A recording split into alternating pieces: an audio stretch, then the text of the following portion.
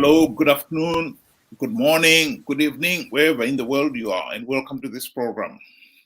Tonight, we'd like to discuss the debate that took place yesterday in the House of Lords regarding the readmission of Zimbabwe to the Commonwealth.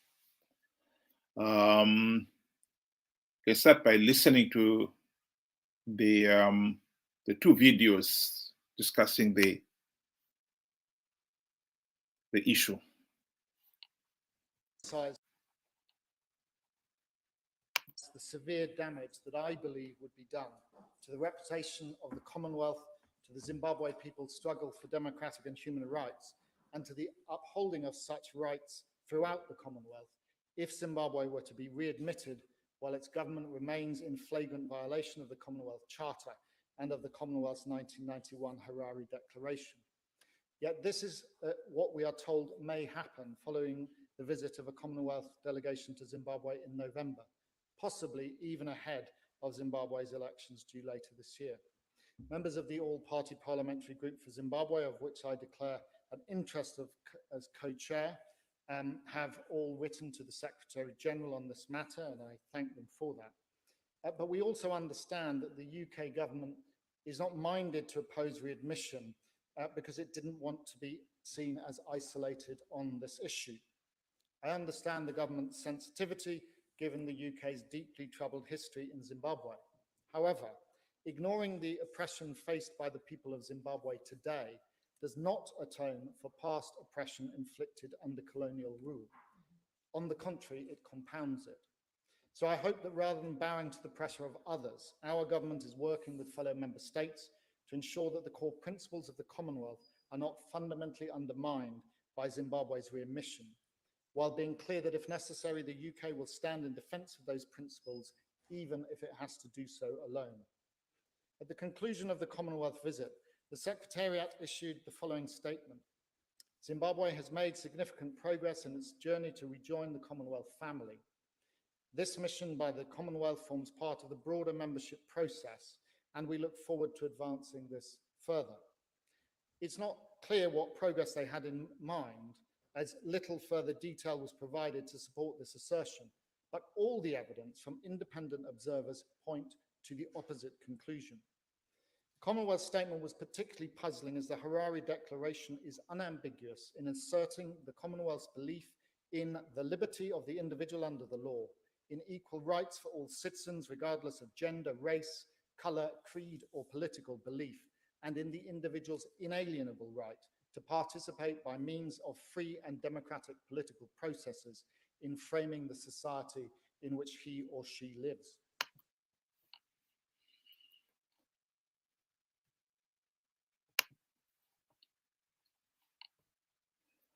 That was Lord Oates, and this is the reply. My Lords, I'd like to begin by thanking the Noble Lord Oates for tabling this debate and for his ongoing commitment to promoting human rights, democracy and prosperity in Zimbabwe as co-chair of the APPG. And I'd also like to thank other Noble Lords for their insightful contributions. The United Kingdom would like nothing more than to see Zimbabwe rejoin the Commonwealth. As my Lords are aware, that is a collective decision for all members to make. If the Secretary-General makes a formal recommendation that Zimbabwe has met the criteria and is ready to be admitted or readmitted.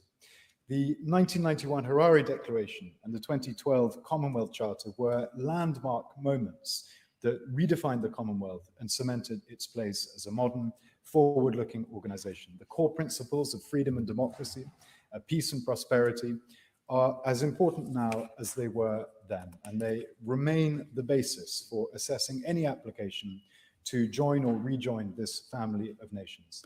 The United Kingdom is committed to maintaining a constructive dialogue with the government of Zimbabwe, including on the principles underpinning the Harare Declaration. The former Minister for Africa held frank discussions on many of these issues with Zimbabwean Foreign Minister Shava last summer. And during his visit to Harare in November, Professor Luis Franceschi, the Commonwealth Secretariat's Assistant Secretary General, a meeting which has been mentioned a couple of times during this debate. We met with a range of stakeholders from government, opposition parties, civil society groups, and diplomatic missions. And this included a meeting with our own ambassador to Zimbabwe, as well as a meeting with all Commonwealth ambassadors to Zimbabwe.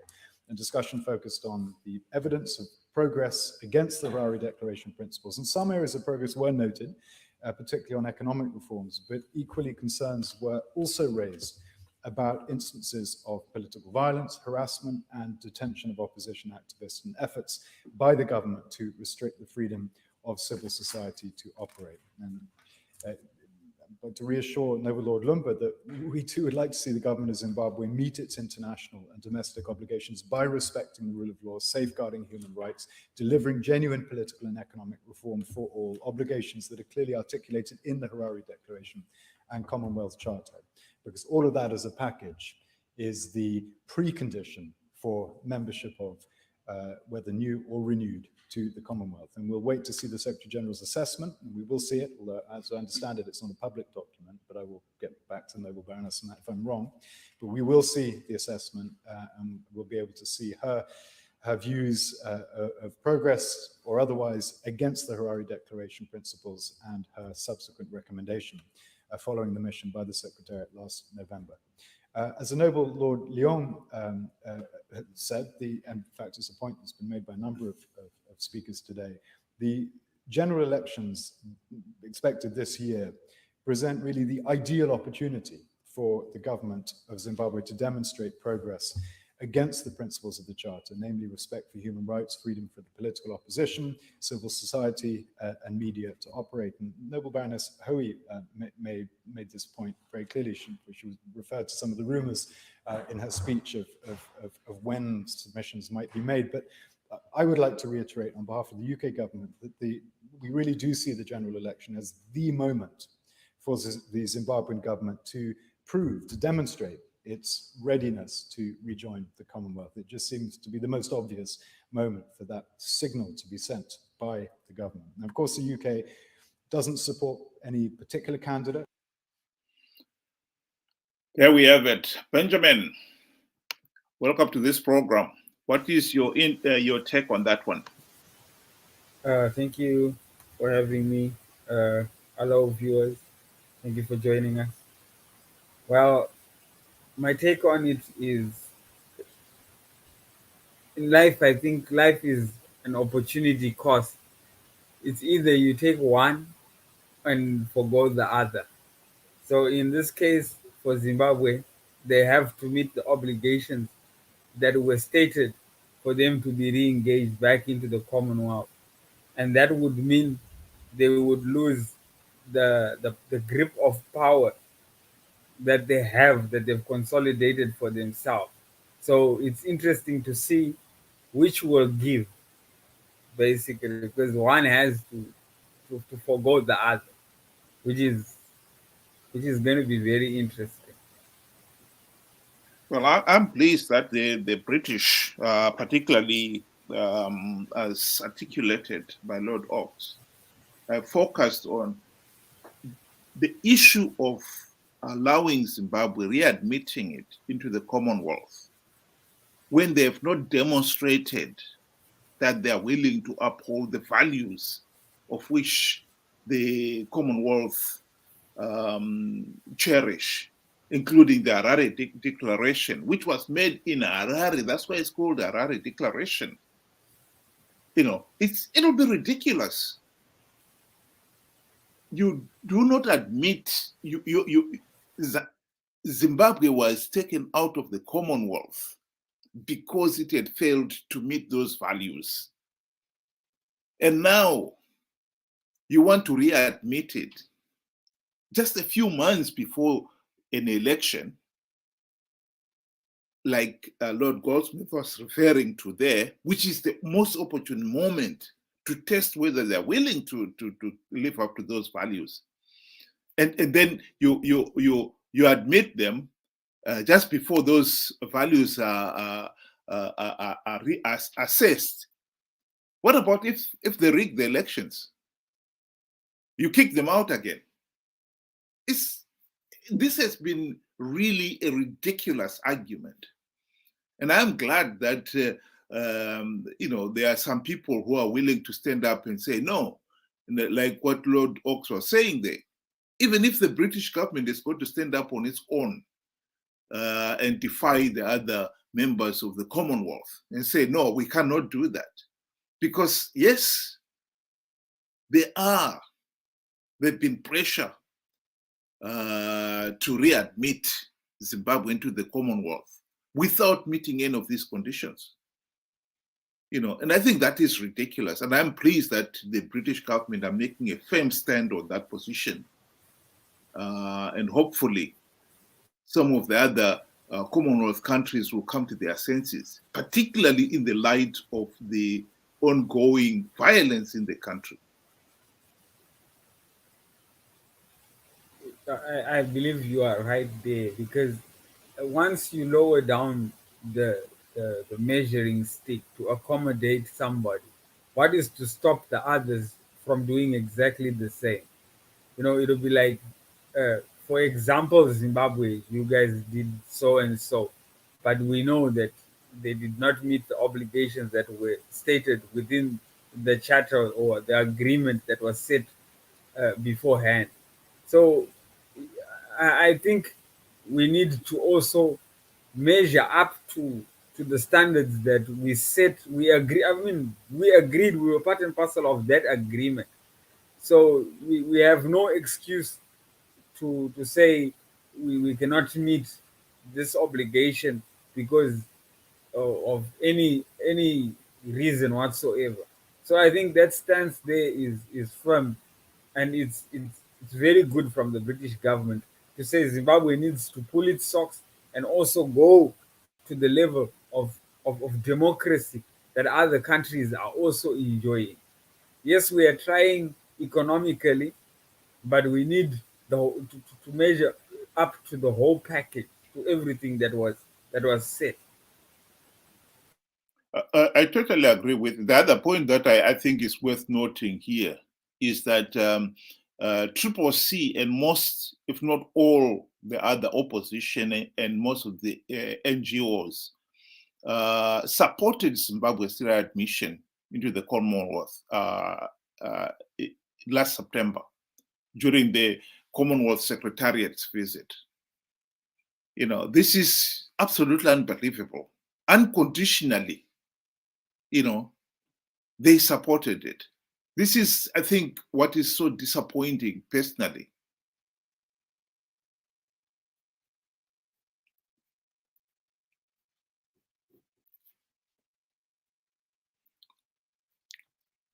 Were you aware of that? Oh yes, I was aware of a couple of our journalists that were also in support of this stance, to say they should re-admit Zimbabwe because of whatever gains that we will get.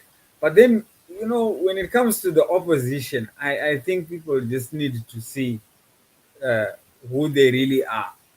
Are they for us or are they against the people? What are their principles? Because they are neither there or here. At one point, they were the ones that were calling on for Zimbabwe not to be. What has changed all of a sudden that you can start being part and parcel of the call for Zimbabwe to be re-engaged? We need to know why exactly they thought it was good for us to be re-engaged, like you said, a few days before elections, which these elections would have been used rightfully as a measuring stick to see if we are, if we have made progress for real. Yeah, and the other thing is also, which should be noted here, is while the British and most of these other Commonwealth countries are calling for democratic reforms to be implemented and are putting pressure on the Zanu PF government to honor those to carry out basic things like even having a verified voters roll, to make sure that elections are free, fair, and credible. It is interesting that the opposition are participating in these elections, regardless of all the overwhelming evidence of rigging, and in this case here, wanton violence. They are making all this mountain out of a molehill about the violence in Murewa, for instance, and yet the bottom line is they will participate in those elections, these elections, regardless of the violence in Murewa and all these other places, Kwekwe and so forth. That is one of the things that makes the whole situation in Zimbabwe so difficult for an outsider to understand what's going on here.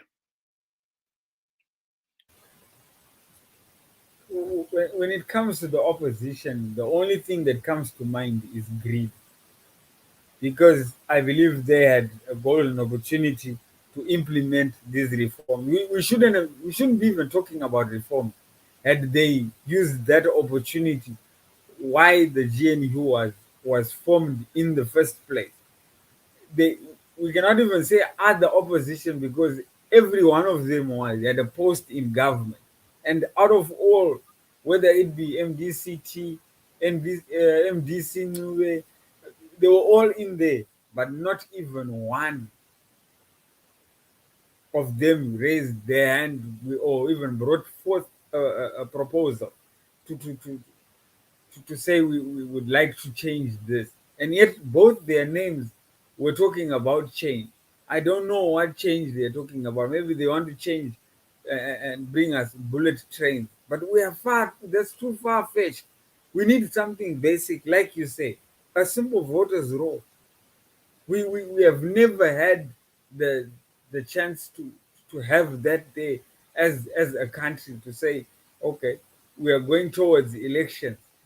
Let us know what the whole process is all about.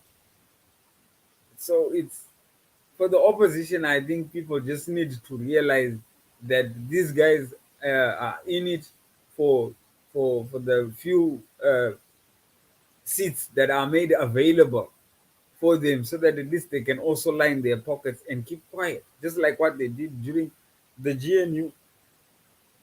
Well, on that point, I've got to agree with. And I think the other point that should be mentioned here is, by insisting in participating in these elections, Nelson Chamisa and company are undermining those who are saying, no, Zimbabwe must honor the principles and values that were articulated in the Harare Declaration, for instance. To make sure that we've got free, fair, and credible elections, to make sure that citizens are not harassed, beaten, and raped, and sometimes even killed for selfish political gains. And I think that point has got to be made. And I think in this particular case, personally, I think we have reached a point now where we've got to be honest with ourselves. Why is it that the opposition will participate in these elections no matter what? And you have actually mentioned it there. They are participating because they are after the few seats that Zanu PF is giving away to entice the opposition to participate. And I think as a nation, we've got to start, be honest with ourselves and say this is totally unacceptable. We can't keep on selling the whole nation's interests for the sake of a few gravy train seats. This is totally unacceptable. We should also, if I may add, we should also realize that it is the Triple C. It was supposed to be their mandate to be calling out for reform, because their name simply states change, but they are very quiet about it. If only, maybe some, but most of the time they do not even talk about reform. SADC begged them in 2013 to implement reforms before they go for an election. Now the British government is also crying out for the same. What are they saying about reforms? Nothing. So we should be able to, we should stop blaming SADC to say SADC is not helping. SADC will help Zimbabwe.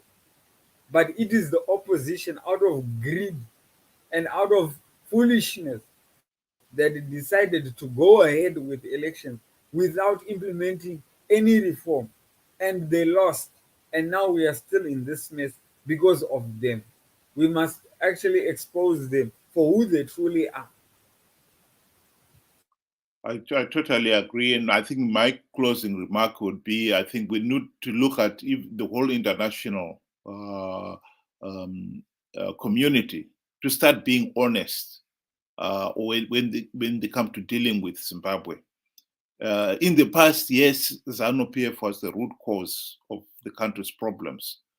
And but ever since the the emergence of MDC, Triple C, particularly ever since the 2008 to 2013 GNU, I think we have seen the transformation of MDC from a party that was fighting on the ordinary people side, corner, to a party that is now actively supporting the ruling party and is willing to keep them in power for a share of the spoils of power. And I think that has got to be admitted and addressed and addressed robustly. You know, and I totally endorse what Lord Oates was saying there, that in the case of the Commonwealth, the UK government should be prepared to stand, even if it stands alone, and say no, rejoining, asking, letting Zanu PF led government rejoin the Commonwealth without proving the values that they are prepared to honor the values would be absolutely ridiculous. And I think by the same breath, they should also start looking at the opposition and see them for what they are, you know, and because in the case of Zimbabwe, we will never have any meaningful change as long as we have got an opposition that is willing to deal with Zanu PF at night, and then during the day they come out and pretend that they are fighting in the people's corner. And yet, you know, this is typical of running with the hare and hunting with the hounds. That has gone on for far too long now. I think the opposition must be seen for what it is, a corrupt and a sellout opposition that has undermined not only the people of Zimbabwe's aspirations for free, fair, and credible elections, but even undermined all the initiative and that has been taken by the international community themselves. Would you like to give your closing remarks there, Benjamin?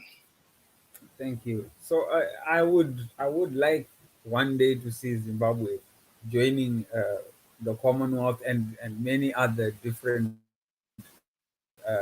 organizations, and re-engaging with the international community, because now the world has become a global village. We need each other, free trade and all those good things that a country should, privileges that a country should benefit from. But at the moment, we need to get ourselves sorted out. We need to have principles. We need to do the right thing. It's called being ethical, doing things right, or doing the right thing. It's what Zimbabwe really needs to do, so that at least a true picture and a good picture at that matter can be portrayed. And as for the opposition, I honestly have given up hope. I know as Zimbabweans, we wish that they are our hope at this moment in time, because the place looks so dark. But really, we need to take a closer look at them and figure out, are these people really in our corner, or they are lining their pockets with whatever they are getting for participating, or whatever they are doing in the night, like you said. I like it. But now these days they are doing it in the day too. So we need to actually ask ourselves, who are they really serving? Thank you.